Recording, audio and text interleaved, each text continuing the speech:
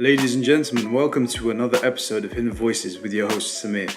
Alongside me is our co-host William. Hello. And our other co-host Kaled. What's up? It's been a long time since we've done our last episode, specifically in October 2017. However, a lot has happened in the last 9 months in terms of UPress as a whole organization and our development and expansion. We've worked with the Greater London Authority in a project as well as the Young Westminster Foundation. Currently, we are working with Paddington Arts for a competition called Faith, Identity and Belonging. It is a creative writing and photography competition which anyone could enter, aged between 16 to 25, and the deadline for submissions is at the 27th of July 2018. It's very easy to enter. You just sign up to our website, scribershive.com, where this podcast will be going up, and it will also be going up on SoundCloud and YouTube and other platforms as well. In terms of the competition itself, in order to enter the creative writing competition, you must write a 500 to 1,000 word piece, and for the photography, submit one original photo. With your submission comes the chance of winning £100, as long as the submissions relate to the topics of faith, identity and belonging. On that subject, the theme for today's episode is on the topics of faith, identity and belonging. So let's go.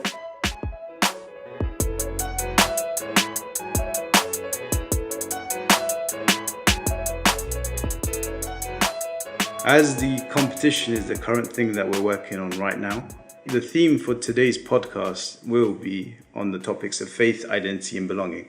And so our intern William has done a great thing and come up with many questions surrounding the topics of faith, identity and belonging. First of all, in the faith section, what is the first and foremost thing God provides in our lives now on earth? How does he guide us? Yeah, so a lot of these questions are formatted so that it sounds like it's only for religious folk, but there are also people who have deep held beliefs even though they're atheists. God can mean a lot of different things to different people. Some people don't believe in God at all. Just disclaimer for these questions, it really is about your faith, identity, and belonging no matter what you believe in. To confront the question, I think for me, what does God provide first and foremost? Well, to keep it simple, God is love. First and foremost, he gives us creation. He gives us just a chance to be here, and then we just got to go with it. Spread some love, spread some happiness, spread some podcast, and etc., etc. Yeah. I think for me, in terms of what God provides, education in terms of all the religious texts and whatnot, and examples. You hear all these stories from all these different religious books, whether it be the Bible, the Quran, or the Gita, Torah. And the Torah, and all those other books. And they all lead to, basically a similar, message. It's all about tolerance, love, acceptance, and unity, I guess. Reflecting on how it is right now in the world, and how people either use religion or blame religion for some of the things that are happening, some of the bad things that happen in terms of terrorism, war, all these different elections and whatnot, racism. Generally, most of the time, when talking about these things, we have to take perspective into consideration, because it's people's perspectives on these religious texts and whatnot that really shapes their opinions, their thoughts, and the way they behave to other people in terms of what God gives us, in terms of the texts that we've been provided, the texts that have been sent down, the texts that have been interpreted by all these generations of people. Really depends on the human mind and how we as humans are able to manipulate people based on what we interpret from different texts and whatnot, and what we want to achieve, what we desire other people to achieve as well. So yeah, what do you think? Your point of view is kind of dark, but I do see your point. The way I see it is that, and for instance, I know in the Abrahamic religion, Islam, Judaism, and Christianity, is that God created different nations with different language and different cultures and so on.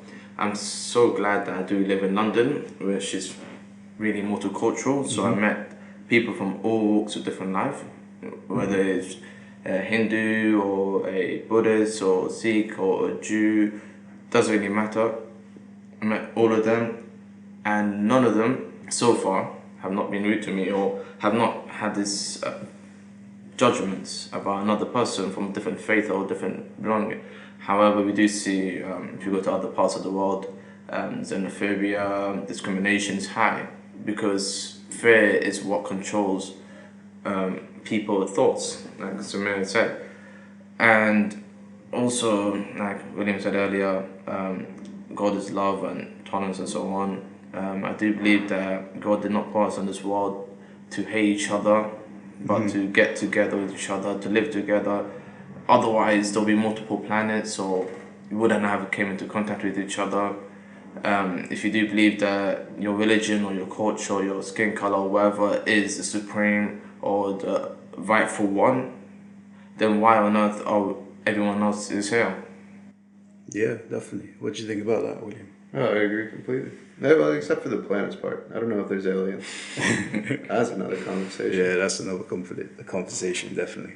But yeah, in general, in terms of God and how we perceive God, how different cultures perceive God, in the end, what people are looking for is to be loved and to love each other, even though there are times where we do divide ourselves with the name of religion, with the name of God, when in fact all of these religious texts and whatnot say that we're equal to each other. I see another question on one of these. This is kind of... Yeah, we've got quite an array of questions. Yeah. Some are hit, some are missed, but Someone missed... you can write about anything you want in this competition. It's Yeah. not easy to talk about 2,500 words. Yeah, definitely. Let's see. This is quite an interesting one. Did God really have a hand in determining who is king or queen a long time ago? So yeah, looking at the... Yeah, I do have an input on that. One thing I know in history is that a king or queen is apparently put there by divine intervention. So is no matter what country you're from, is forbidden to kill a king or a queen. So I remember back in the past when the Spanish and the French and the English all hated each other. They couldn't exactly kill the other king or queen and so on. Even when trying to get intervention from the Pope forbid the fact that you're not allowed to kill the king or queen, which is sounds ludicrous right now because they're all human beings. There's nothing special about them apart from the fact that they were born into this royal family. Right, yeah. We don't think that queens and kings have a divine right to a throne, do we? I don't think they're any different from a normal human being, from what they used to call as a peasant. Yeah. They get born, they die, it's simple. It depends on context and the era that we live in as well. Because obviously in the past, a lot of like this divine rights and whatnot, yeah, it used to go through. But now we've come into an age of where democracy is much more valued over this divine right. The people versus the person. The people And versus I mean, the person. yeah, that question is just kind of to make you think if we thought that God appointed the king and queen, and now most of us say, well, no, that's ludicrous. Ludicrous, yeah. Makes you wonder what else are we thinking that was appointed by God but really isn't such a thing. And that's another thought that you can delve into or go against. Really, there are endless options. Yeah, definitely. Here's another good question. Have you ever wondered what it would be like to be born in a Jewish, a Catholic, or a Hindu family? And if you were raised a different way, do you think you would find yourself turning back to the religion you are now? To be honest, that's a difficult question. It is a difficult question. Sorry. Definitely. Nah, that's all right. It's good because we're not born as... Our genetics do define our personality, yes, part of it. However, our upbringing basically explain most of our culture and our beliefs. Yeah. But Depends if the family is open minded. That's the thing. I know not only these religions, but in all religions, if you live in a closed minded family where they teach you from a young age that this religion is correct and everyone else is your enemy, or they're all going to hellfire, or they're all basically enemies to your faith, and they should all basically exclude yourself from the rest of the world, from the rest of the community, then I'll say probably my upbringing will be much more difficult. And I was actually watching a documentary recently on YouTube about different serial killers. Okay. And from a young age, not all of them, but some of them are bring in really strict religious family, and they usually get beaten at a young age and used to be usually taught that their own way, their own beliefs are the right way and no one else is right, which I do see it's kind of difficult. It's very problematic in terms of the world that we're in now, with so many people. The world is basically diversifying, and so we have to be acceptable. I mean, have acceptance towards other people and other cultures. And so in terms of personally my upbringing, obviously I was born and raised in a Muslim family, but being in such a diverse city like London, I've had the opportunities to go to churches, go to synagogues, go to the gurdwaras, Sikh temple, Hindu temples as well. And so being in London and exposing yourself to all these places, these houses of worship, and being able to expand your mind in terms of the knowledge of all these different religions really helps in the path to having tolerance towards others, I think. Mm-hmm. And also finding what you feel you truly belong in. Indeed. Mm-hmm. Before learning about Islam, I actually knew more about Catholicism since I went to a Catholic primary school. And so every week they'd teach us the Bible. At first I was opposed to it. However, having read the Quran before, obviously it's very sometimes prosaic, it's also in verse. So it's almost like just reading a story. Most religious texts are stories whenever I read them. And so when I do, it really sticks into my mind some of the examples that have been written. What about you, William? I mean, really, just this entire city, how you were saying, like the inclusion, for you to be able to go and check everything out, to see everything, to learn. That's so important, just for other people to see what other people feel. It's a universal thing for all of us as human, gaining that knowledge. I get the opportunity to. I want to learn as much as I can about what other people believe in. That's another reason we're having the competition. Yeah. Whenever people are able to speak up about what they believe in and why they believe in, we can see what people want, how we can give it to them, how we can make all of us happier. So it's good to open up about these things, because a lot of times religion is the basis for what somebody lives by. Definitely. You can see it. You also hear in a lot of third world countries, especially. In terms of over here, religion is somewhat controversial topic, but also in third world countries. However, people live a lot more simpler lives with the basis of religion, having like their religious routines as what their daily living. So let's say monks in Nepal or Tibet, their daily lives, the actions that they do every day is just based on their religious upbringing. Also the fact that we don't know why we're here or what made us come to this planet and why we're living and so on allow us to use religion as a reason for a purpose to live. For some people, of course.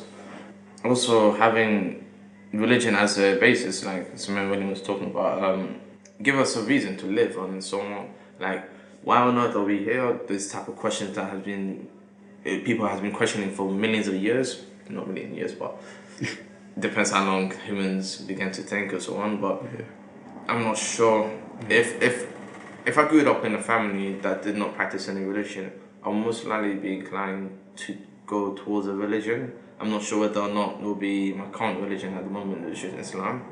I might have gone to the religion which was majority of people living in the area, or I don't know, whatever things more belong to me. Yeah, I completely agree with that as well. Just so happens belonging is one of the topics as well. Belonging, yeah. So moving on to belonging, we have a few questions over here.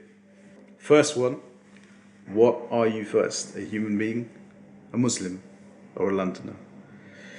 Well, for me personally, I think before being a Muslim or an Indian or a British person or a Londoner, it is important to be a human being.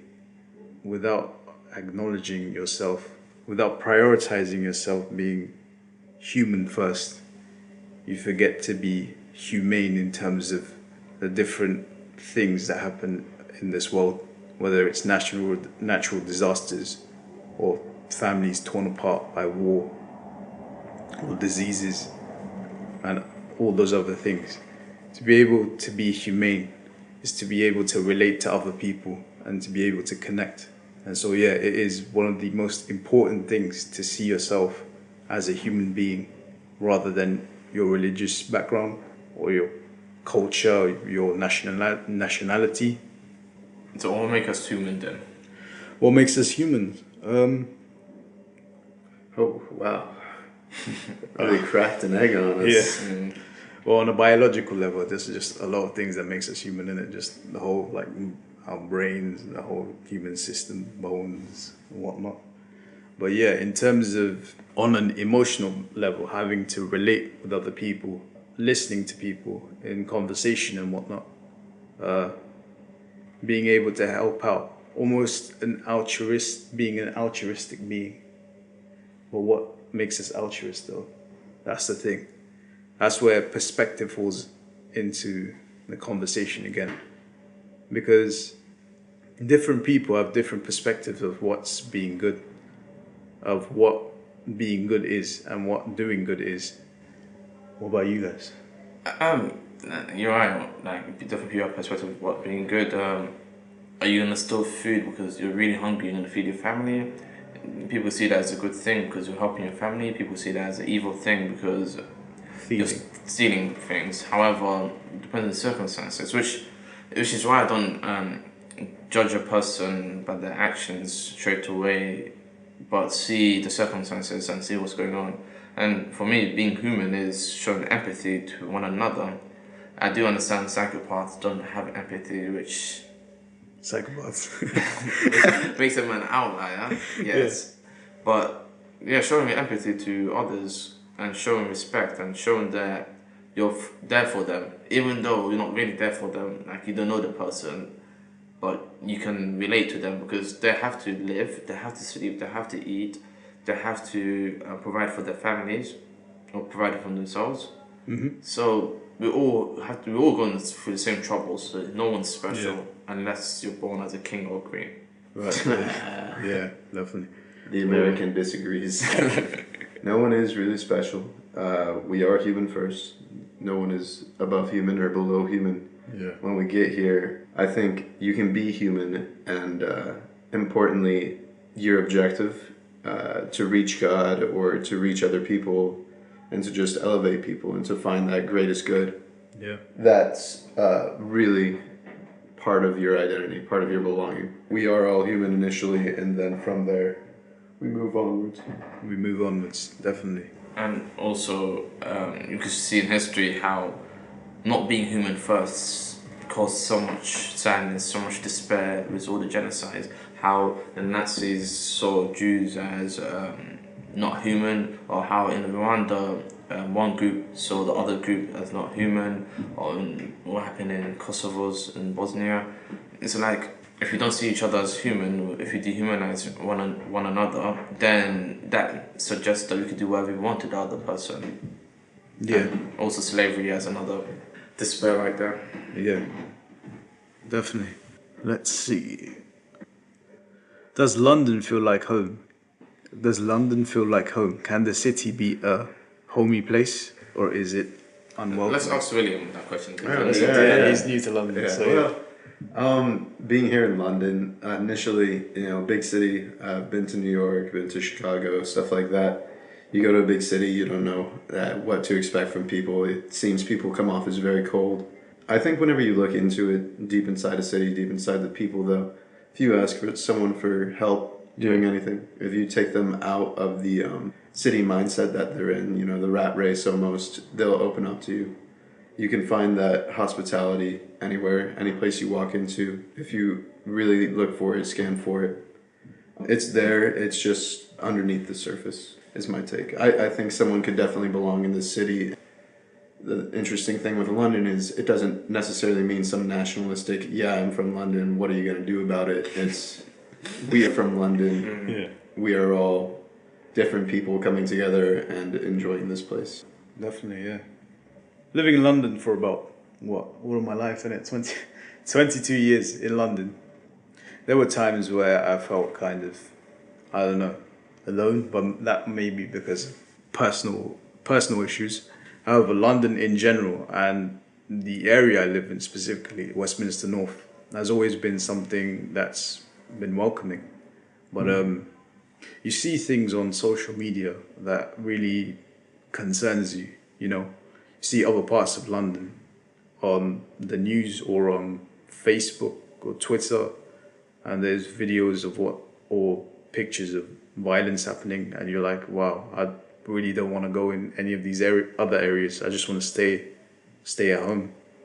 The thing about London is, yeah, we are diverse. Sometimes we are diverse in terms of the different Different walks of life we all come from. different walks of life that we all come from, as well as the subcultures in each area of London, as well as in general, like I don't know, the quality of living. It changes drastically whenever you walk about in London. You could be a few blocks in, you could be in a high-rise office, and you walk a few blocks out, it could be in a council block.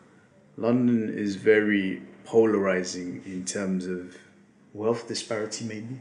Wealth disparity, the way people interact with each other, depending on what neighborhood or what class you're from. A lot of people in London who live in London are working class, but a lot of middle class and high class people do come over here to work, especially in office environments in Paddington or Canary Wharf. In terms of belonging, there's that thing again where, depending where you're from, if there's a specific ethnic enclave or something like that. For example, in East London, there is a lot of Bengali and black communities.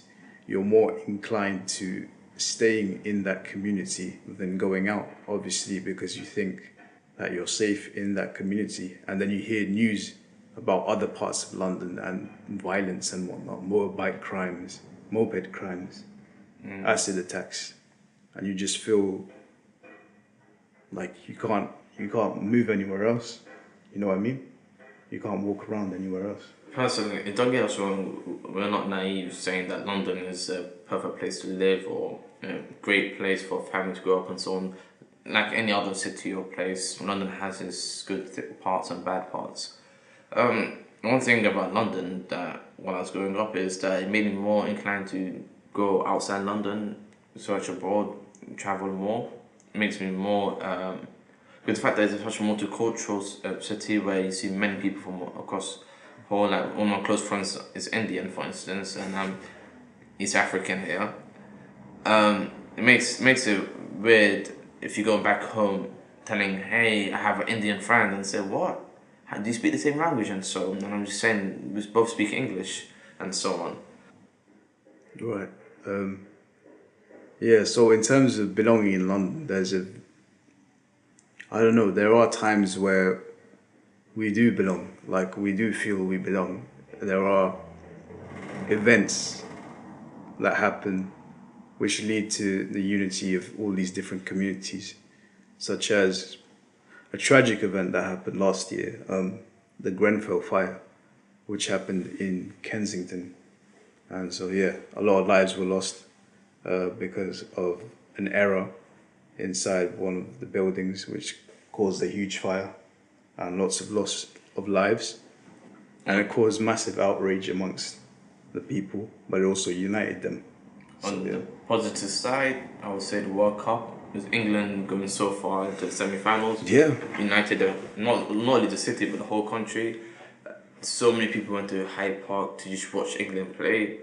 it was moments of happiness. Like we haven't felt this good in such a long time, and I think that's one of the positives about.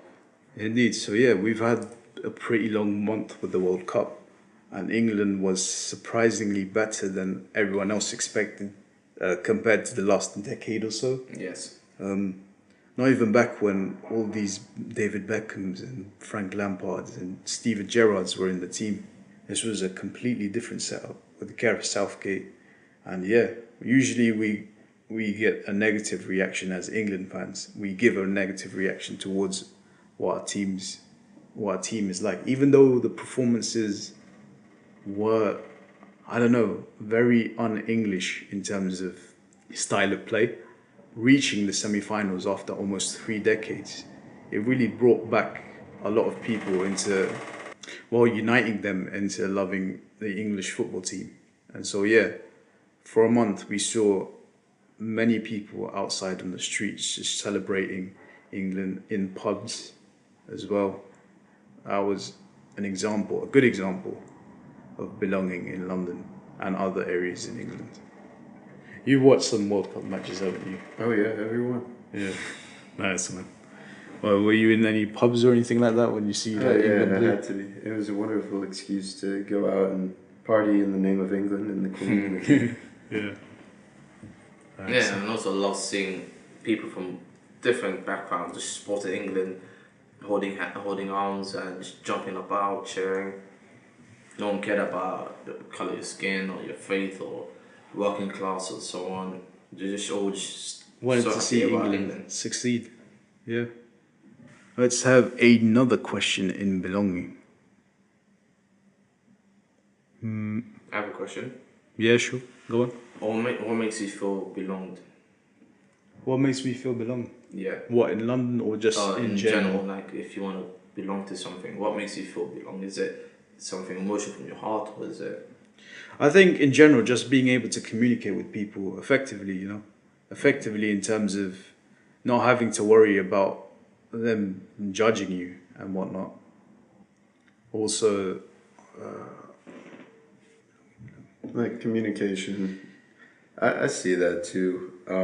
Communication, one of the things I don't feel belonging in yeah, is whenever like friends go out yeah. and you don't get invited. Oh, right, You yeah. could write a little something about that. Yeah, I know. Whenever you have that communication, just make sure you're always including people, like in a conversation. Of course. Somebody says something and nobody hears them, you can be like, "Oh, what were you saying?" What were you saying? Yeah, bring that up. That's always a hero thing to do. Definitely. Write about an experience like that or something. Yeah. Yeah. Belonging as well, just, yeah, with friends in general, innit? Just going out and just having a good time. As you grow older, I think there's less time in terms of like the friends you've made in like high school and whatnot to hang out. I could remember being with Kaled since 2007, and over the years we've developed a great relationship with other lads as well. Until year 11 properly. Yeah, year 11 we really solidified friendship. Yeah, back in the day we used to do a lot of things over the weekend, go to cinema and whatnot, go out and just, yeah, roam around London. But over the years it's slowly gone down. Obviously, the older you get, the more responsibilities you have. However, that sense of belonging that we built over the years of friendship, we still keep in contact, no matter what, just because there are other people that I've cut off contact with completely because, I don't know, I just didn't feel like I belonged, like we connected that much.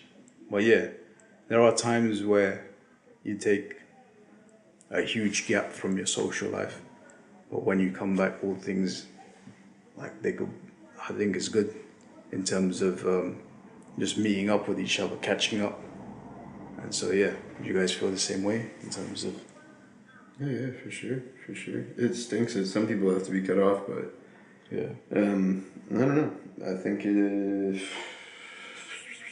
there's a lot of people out there. There's a lot of connections to be made, and I think even if you make a connection with a person, it's a bad connection. Mm-hmm. There was still some sort of interaction between each other. You tried to belong, and you know, you learn from that experience. You learn their identity, they learn yours. Yeah. Something to learn from everything. A great example is Facebook, for instance. I had so many friends on Facebook that barely use Facebook and barely speak to. Most of my Facebook friends are from high school. Yeah, I haven't spoken to any of them. They haven't spoken to me. I haven't spoken to them. I think the biggest problems in terms of inclusion is that people are shy, or people tend to be afraid to talk to a person or initiate the conversation, which it's difficult to initiate a conversation with a person that you have no idea who they are, what their dislikes or likes, whether or not they have the same hobbies as you. For instance, if a person loves to watch football, I will go to them and start speaking to them about football. I think that's one of the reasons why me and Samir are friends for such a long time, because football are one of our common themes. Interests, yeah. Exactly. Even though he supports Man United and I support Liverpool, This guy. we're both rivals here. Yeah. It makes it more interesting. But if a person has, like Facebook for instance, many people have many friends. Like, I know people have thousands of friends on Facebook, yet even though they've seen each other like once or twice, they got Facebook details and so on, they barely spoke to that person. I know. Part of the identity of a Londoner to be shy. You think? Not really shy. I think more reserved in terms of like how you go about. You know, that quote unquote like being polite, like being civilized, if you will. Yeah. Not making that much of a ruckus and whatnot. Can't believe you just said that word. I know, that was great. Yeah, that was great. I've been here too long. Yeah. I think just because of that, and also in general, people tend to be moody as well when you walk around London as well. Yeah. What do you mean by that? Moody in terms of like avoid contact sometimes. Oh, yeah. Very like snobby almost. Oh, shoot. Yeah. What's up? I don't know. I'm just thinking. I'm thinking, like, how does that... Avoid contact. You just want to go to work in the morning and then come back Yes, in the that's evening. possibly me then, to be honest. To be honest, I'd rather be left alone, listen to my music. I hate when I see a person on public transport, like you're stuck with that person, you'll be forced to speak to them until the end of your journey. I usually get off like a couple of stops early, take the next bus instead, but... Oh, wow. So it's not being rude, but it's more like I wanted to be left alone. Yeah, and that's just I think it's the agreed upon standard is that you let the person enjoy themselves. Enjoy themselves. It's not that you're all like super glum and depressed. It's just that you're enjoying yourself. You're enjoying the day. You're enjoying the subway train, and that's part of the belonging. It's part of the identity, and so a little known cultural fact that just let the person enjoy themselves. And that's something I'm trying to. When emerging into this culture, I'm trying to understand, I'm trying to belong, because that's opposite of what we do, you know? If I see someone, even if they're driving on the highway 2 lanes away from me, we're both going 60 miles an hour, if I see a friend, I'll like honk at them, scream at them, and it's just very much the opposite of what I feel. Yeah, definitely. Yeah, so it's nice to put yourself in someone else's shoes and see like, hey, it's actually kind of nice to shut up for a second. And listen to my music on the tube, you know? Yeah. No, but I think in terms of like ruckus and whatnot, making noise, I think we have like a period for that in terms of age groups and stuff like that. Usually in high school is when we make like the most noise. So much noise. It's so embarrassing. Especially on the bus and whatnot. And Oh, we're just talking to each other like really loud. And then all of these other like older people just get annoyed like, I get annoyed now. Now I get annoyed, now looking back. Yeah. Moving on to the last topic, identity. Could you describe yourself in one word? I'll leave it to you guys first. Well, I think the question is a question in itself. Is it possible to describe yourself in one word? Yeah. That's really bare bones. I mean, if I were to attempt to stab at it, I would say love. Love. As much cheese as you could include with that. I think it really is a universal thing. What about you, Kelly? It's quite difficult, man. English language is so limited and we're not two-dimensional beings. I think the best definition, not only for me, but most people, is growth. Growth. Both growing emotionally, physically, psychologically. But then again, there are people who do negative growth, just revert back to acting as a child. Not because not because they want to, but due to circumstances and so on. But yeah, no matter what, we do grow one way or another. Indeed. For me, I think one word that would describe me, other than quiet most of the time, it would also be somewhere along the lines of learning. Because obviously, learning hasn't stopped for me since I've graduated from university.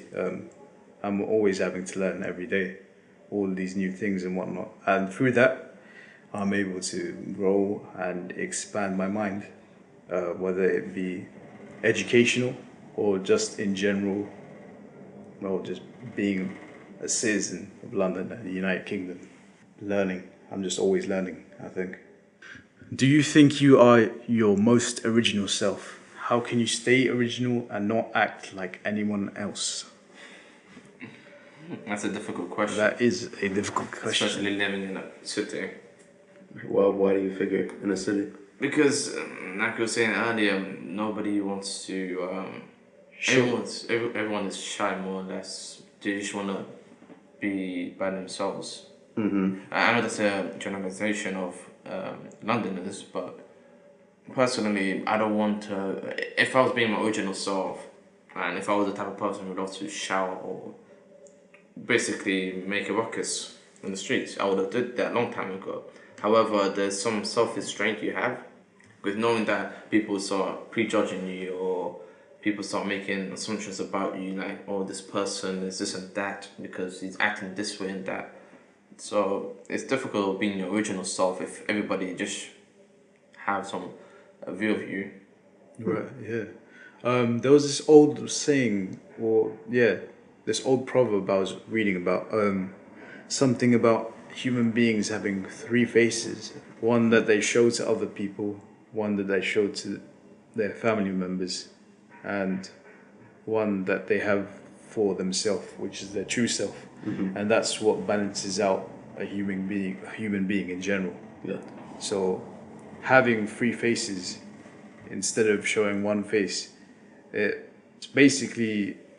works based on the context that you're in terms of who you're meeting and whatnot. Like, you can't be yourself, I guess, if you're in a certain situation compared to others. So I think that really structures people in terms of how they go about their daily lives and whatnot, talking to people. Yeah, I wonder if that's a good thing, though. Yeah. You think, what would the world be like if everybody just had that one face? Just had that one face, yeah. That'd be a little bit scary. Very, It would be very scary. scary. Yeah. What about you? What do you think? I don't know. I try to keep to that one face, but really you can't, then you're just being a fool, you know? Yeah. Because everyone, I think, is just a wild, creative person on the inside, or just thinking that thoughts you think to yourself whenever you're in the tube or something. You're like, wow, that guy has some stupid hair. You wouldn't approach him and say, sir, you have stupid hair, you know? Yeah. As much as you want to say it in your head, having those three faces, you go and maybe that third face is so that you can come off with kindness, you know? Kindness. And then eventually you can tear away the layers, and your family, those who you get close to, like your wife, your children, eventually they see the real you, and hopefully that's what your creator sees as well at the end of it, right? Yeah, indeed. Next question. What's your social media bio and why? Is it asking too much to try to explain yourself in 200 characters? So this is specifically talking about Twitter, isn't it? Yeah. Unfortunately for me, I don't use Twitter that much for socializing. I use it for all of my news because of press association. Oh, yeah. But yeah, a whole lot of other people use Twitter, of course. But the main social media sites that I've been using quite recently, in the recent years, Instagram, I guess. Yeah, just scrolling through Instagram, you always get, even if you're not looking at pictures, there's always news pieces hidden somewhere. Whether it's about sports or entertainment or whatnot, they'll always have the picture, but also a caption to accompany it. with information. In terms of my social media bio, it just really gives a summary of what I do. It's just my name, what university I went to, and what I do right now, which is being the editor at UPress. And at Scribes Hive. So yeah, remember to visit UPress and Scribes Hive. Follow us on Instagram, Twitter, and Facebook. Yeah. Personally, I've stopped updating my social media profile so many years ago. It doesn't sound like I'm an old man, but I personally gave up on it. Not because I don't have any friends. I do have lots of friends on social media, but because I just had enough. Even to the point where I use Facebook and Instagram mostly, not because I post things or so on, but I just look at news and latest news and so on. But I don't really care what other people are doing and so on. To the point where I hid in my birthday on Facebook because I had enough of seeing people saying, "Oh, this person's birthday is today. Send them a thing." Like it's so annoying. So I decided to hid my one. That way, no one could send me a birthday, happy birthday to me. It's completely useless, personally. Here's a happy birthday in advance, Kaled. Happy birthday, man. Thank you. Yes. I do exactly the same. To just use it for news and so on. If I wanted to update my social media profile right now, probably say something like that. I'm a social media loner now. I don't speak to anyone on social media, which sounds sad, but I just gave up. I did had a Twitter account and I did have a Snapchat account. I tried, but it completely failed. I think I was a lot more enthusiastic in terms of talking to people on social media when I was younger. But compared to now, I'd rather have a conversation with people in person than typing it or texting it. And it seems so superficial too, just looking at a person and judging them by their amount of likes or how many followers they have. Yeah, definitely. You don't really gain much. Yeah. So you guys are a lot wiser than I am. Nah, I used to, back when I first got Instagram in 2013, I used to wait for like the likes to go to double digits whenever I got a new post up or something. Yeah. Just in anticipation, innit? Sometimes I do that now, but not as much as I used to before. Yeah, right. But you can't let it define you. I don't think it's where your identity is at. Definitely. Personally, I'd like to think I'm more than my Twitter bio. It's just a business thing. At one point, I was trying to transcend the regular Twitter bio with the university and job occupation and such, and I just put a joke in there. Oh, right, yeah. I felt maybe they would be like, "Oh wow, this is a funny, intelligent person," but I thought that was a little overboard, so I changed it back, and it's like University of Florida, journalism, blah blah blah. In terms of identity in general, I think we all agree that social media doesn't really define who you are, even though you may try your hardest in terms of like putting yourself out there or putting someone else out there in terms of one of your three masks. Anything else about identity that you guys want to talk about? I think it's all been identified. It's all been identified, yeah? That's fine. Yeah. No, that was really bad. I'm sorry, listeners. We're very, very sorry. But yeah, I think that was a pretty good session. Now, it's almost been an hour. Wow. Right. Thank you, listeners. Thank you for listening, and just a reminder of our writing and photography competition. The deadline is on the 27th of July 2018. The writing competition, the word limit for the writing competition is 500 to 1,000 words, while for the photography competition is one original photo. To enter, you have to be between the ages of 16 to 25, and the topic should relate with faith, identity, and belonging. See you next time.